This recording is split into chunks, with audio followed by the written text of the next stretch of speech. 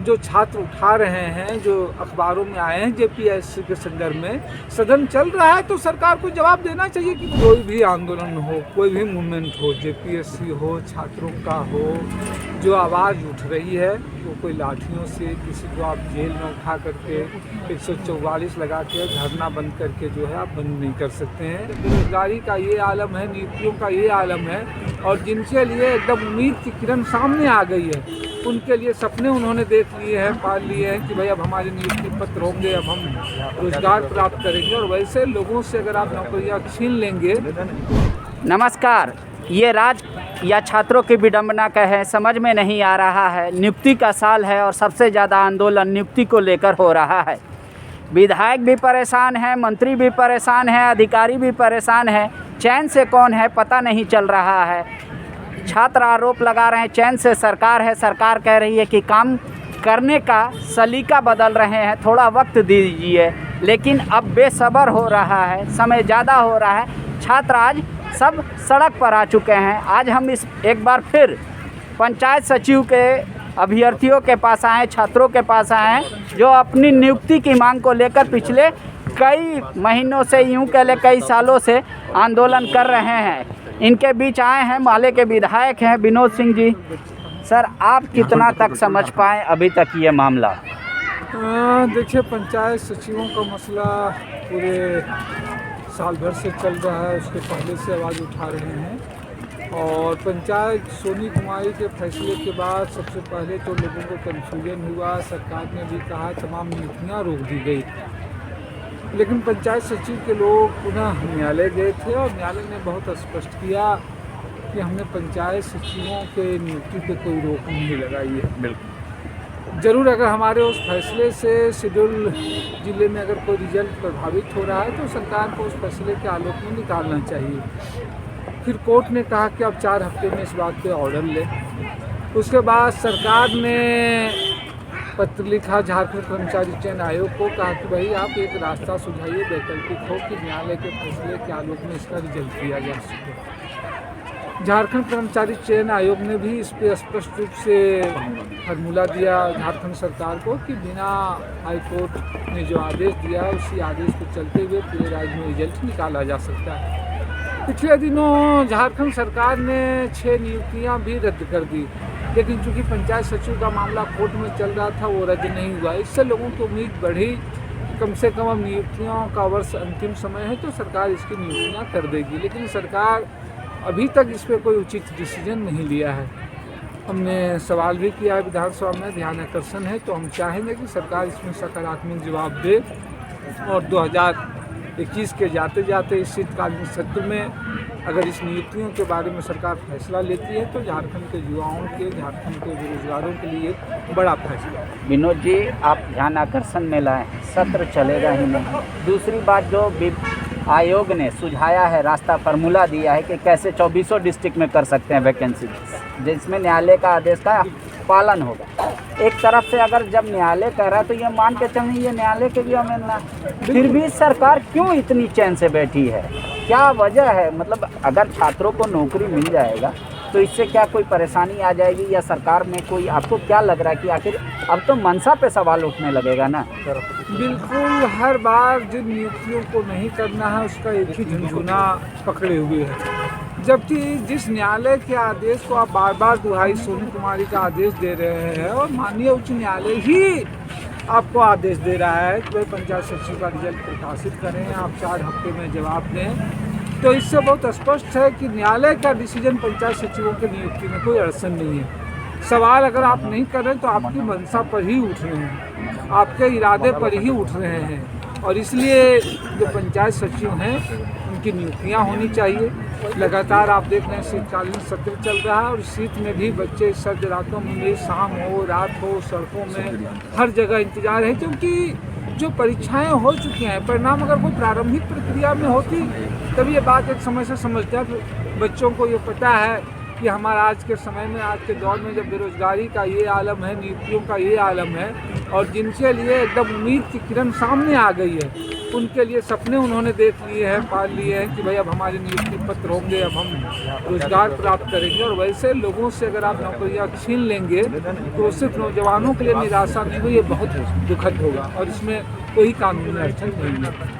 एक बात तो समझ में आता है कि किसी मुद्दे को लेकर विपक्ष ज़्यादा एग्रेसिव है, सदन नहीं चलेगा, ठीक है, लेकिन अगर ये छात्र डिमांड करते हैं, इनसे कोई बात करके समझने वाला भी नहीं है। आयोग का स्पष्ट चिट्ठी है तो भी कोई समझने वाला नहीं, तो अब क्या करेंगे वो छात्र और कहाँ जाएंगे? सवाल विधानसभा तो इसी मुद्दे के सवाल होते हैं और सवाल हम लोगों ने किया, सवाल जवाब दे, लेकिन सत्र चले नहीं। जो चीज़ पब्लिक डोमेन में है, जो चीज़ सार्वजनिक रूप में है, उसको सरकार को तो विधानसभा तो साल भर में 3 बार चलती है और हो सकता है विधानसभा सत्रों में सारे सवाल नहीं, लेकिन सरकार इसीलिए सिर्फ विधानसभा चलती है उस समय के लिए सरकार नहीं है।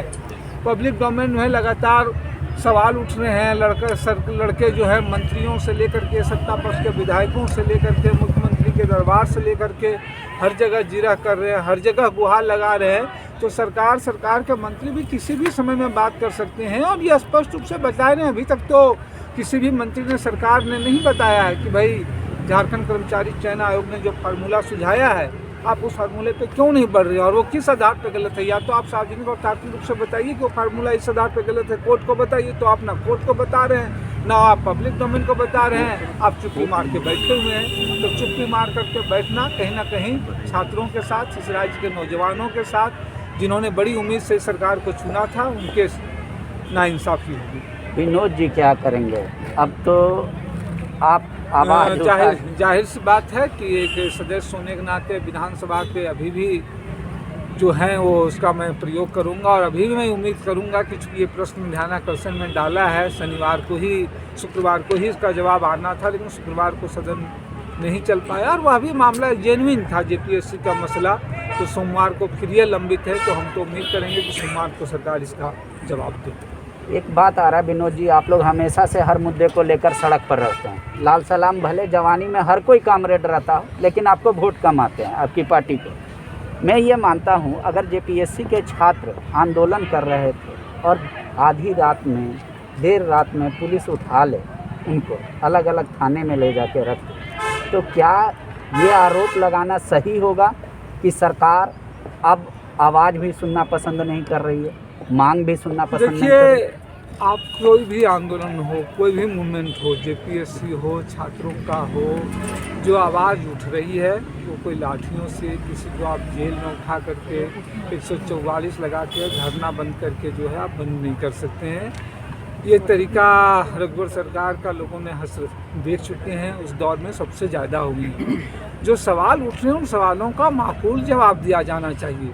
तो जो छात्र उठा रहे हैं, जो अखबारों में आए हैं जेपीएससी के संदर्भ में, सदन चल रहा है तो सरकार को जवाब देना चाहिए कि भाई इन्होंने ये जो सवाल उठाए हैं इस आधार पे गलत हैं, इस बात पे सही हैं। तो जवाब देने से क्यों सिर्फ आप इस आधार पर कि भाई ये लोग ये हैं, गोल मटोल आप जवा करके, तो कहीं ना कहीं आप पुष्टि कर रहे हैं और खुद न खुद आप खुद को ही कटघरे में खड़ा कर रहे हैं। इसलिए अभी भी सोमवार से सदन होगी तो हमको लगता है कि सरकार इस मसले को अगर हल करना चाहती है तो सरकार उठ करके सबसे पहले जो सवाल उठे हैं उस पर जवाब दे सदन में। शुक्रिया। तो ये विनोद सिंह ने कह दिया कि भाई हमारा जो एक सदस्य के नाते दायित्व होता है वो तो मैं ज़रूर निभाऊंगा और इसीलिए ध्यानाकर्षण में इनका सवाल भी डाला है। लेकिन ये छात्र रह के आंदोलन करते हैं और पंचायत सचिव की कभी आस बनती है, कभी बिगड़ती है। न्यायालय में इनको भरोसा था, न्यायालय से अब जब सब कुछ स्पष्ट हो गया तो भी एक बार ये लोग सरकार के द्वार पर जाकर निराश हो जा रहे हैं। आगे क्या करेंगे आप लोग? देखिए, सबसे पहले तो हम लोग जो है वो बिल्कुल कानूनी तौर पे, लीगल तौर पे हम लोग अपना बात रखने का कोशिश किए हैं अभी तक। और देखिए, हम लोग चाह रहे हैं कि हमारी जो बात है वो सरकार तक पहुँचे। अभी विधानसभा का शीतकालीन सत्र भी चल रही थी, तो हमारे जो बगोदर के विधायक माननीय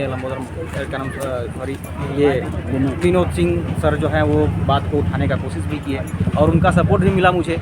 और हम लोग आज ट्विटर कैंपेन भी चलाए थे, उसे जो है वो सरकार का ध्यानाकर्षण इस ओर करना चाह रहे हैं कि हमारी वैकेंसी 2017 की है। एक तर्क है, मान लीजिए कि 11 और 13 जिला वाला हिसाब किताब कि 11 जिला में तो हो जाएगा, 13 जिला में नहीं होगा, उसका क्या फार्मूला बताया गया है? देखिए, सबसे पहले तो हम अगर हाई कोर्ट का, अगर लार्जर बेंच की जजमेंट की अगर बात करें तो उसमें स्पष्ट रूप से 8,423 पोस्ट केवल टीचर को क्वेश्चन किया गया था। और हमारी जजमेंट में बिल्कुल पैरा 47 नंबर में स्पष्ट रूप से मेंशन है कि पंचायत सेवकों का जो नियुक्ति है वो इससे कोई संबंध नहीं रखता है। और बाकायदे उसका जो रिफ्लेक्शन है वो पैरा 66 में स्पष्ट रूप से ये बोला गया है कि शेड्यूल नॉन शेड्यूल डिस्ट्रिक्ट में तो कहीं कोई रोक नहीं है नियुक्ति का, लेकिन शेड्यूल डिस्ट्रिक्ट में भी आप 5938 जो नोटिफिकेशन था, जो नियोजन नीति था, उसको आप हटा करके सबका रिजल्ट जारी कर सकते हैं। तो उसी का ध्यान करके और आयोग जो है उसी न्याय निर्णय को संगत रखते हुए एक फार्मूला सुझाया है कि आप एक काम कर दीजिए कि 11 डिस्ट्रिक्ट वाले स्टूडेंट को जो है 13 में जाने का और 13 वाले स्टूडेंट को 11 में बाकी पोस्ट में जाने के लिए छूट दी जाए और उसके तहत में 5938 इग्नोर भी हो जाएगा और रिजल्ट गठित की जा सकती है उससे। तो और ये बिल्कुल न्याय संगत है, तर्क संगत है और ये बिल्कुल विधिपूर्ण जो लार्जर बेंच की जजमेंट है उसके अनुसार है। अगर अधिकारी का ये तर्क है कि भाई इससे बीच में जो एक छात्र का और सरकार का एग्रीमेंट होता है नियुक्ति का, वो टूट जाएगा, इसलिए हम नहीं कर सकते बीच में ये संशोधन। नहीं, ये चीज़ें उन लोग गलत समझ रहे हैं। हमारी जो पंचायत सचिव की जो प्रकृति थी, जो विज्ञापन की, वो ये थी कि इसमें 2 प्रकार के पोस्ट थी, पंचायत सचिव और लिपिकीय का। तो पंचायत सचिव के लिए क्या था कि किसी भी डिस्ट्रिक्ट में 2400 डिस्ट्रिक्ट में एक डिस्ट्रिक्ट चूज करना था। लेकिन जब ये 11-13 की नियुक्ति बनी थी, नियोजन नीति बनी थी, तो 11 वाले को पंचायत सचिव के लिए 11 में से एक डिस्ट्रिक्ट चूज करना था और 13 वाले को एक डिस्ट्रिक्ट अपना और 11 ओपन, 12 डिस्ट्रिक्ट चूज करना था, 12 में से एक डिस्ट्रिक्ट चूज करना था। आज अगर ये ओपन हो जाती है 2400 डिस्ट्रिक्ट, तो पंचायत सचिव के लिए 2400 में से एक डिस्ट्रिक्ट चूज करने की बात होगी और क्लर्क के लिए 2400 में से 2400 चूज करने की बात होगी। तो ये बिल्कुल प्रकृति नहीं बदल रही है और आयोग जो है वो फार्मूला बिल्कुल सारा बिंदुओं को अध्ययन करके न्याय संगत रख करके तर्कपूर्ण चीज़ लीगल ढंग से तैयार की है और वो बाकायदे कार्मिक विभाग को सौंपी है। ये रिजल्ट आए और उसमें हो कि झारखंड से 10-12 पास बच्चे हों, वो फार्मूला अगर सरकार लगाए तो आप लोग तैयार हैं? जी बिल्कुल नहीं। हम लोग की जो है एग्ज़ाम हो चुकी है, हम लोग की जितना भी प्रक्रिया था सारा पूर्ण हो चुका है। अब हम लोग को केवल फाइनल मेरिट लिस्ट जारी करके और नियुक्ति देना है। और अगर ये सबसे पहली बात कि पंचायत सचिव की जो नियुक्ति है वो टीचर वाला जो सोनी कुमारी का जजमेंट है उससे कोई संबंध ही नहीं रखता है।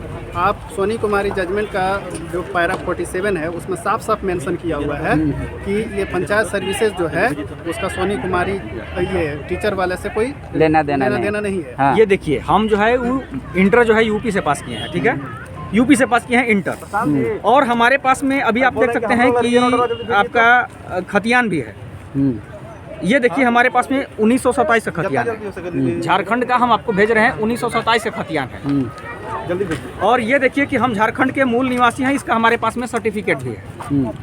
तो हम ये चाह रहे हैं कि जो सरकार निर्णय जो है ये नियुक्ति नियमावली बनाई है वो क्या इस बात को ध्यान में रखी है कि जो ऐसे बच्चे जो 1927 के अभी पहले का खतियान धारण किए हुए हैं, जो मूल निवासी हैं और वो बाहर से बाई दबे अगर वो मैट्रिक इंटर पास किए हैं, तो क्या वो किस बेसिस पर इस राज्य के जो है वो ग्रुप सी ग्रुप डी का फॉर्म वो रिजर्वेशन कैटेगरी से जो बाहर होंगे, रिजर्वेशन वाले को तो छूट दी गई है कि उनके बच्चे कहीं भी पढ़ेंगे तो उनको दिया जाए। अब हमको आपका एक बहुत बढ़िया तर्क हम एक चीज सुझा रहे हैं कि आपका झारखंड का पूरा पॉपुलेशन है वो 3.5 करोड़ है और ऐसे बच्चे झारखंड के जो बाहर से मैट्रिक इंटर पास किए हैं और वो क्रीमी लेयर से बाहर हैं, यानी कि वो EWS कैटेगरी में नहीं आ सकते, उनका जो अगर संख्या देखा जाए तो 0.00001%, यानी कि लगभग में 3500 से 4000 भी ऐसे बच्चे नहीं होंगे कि जो क्रीमी लेयर से ऊपर में हो और वो बाहर से मैट्रिक इंटर पास किए हों। तो सरकार आखिर में ये नियोजन नीति बनाई क्यों है, किसको रोकने के लिए बनाई है,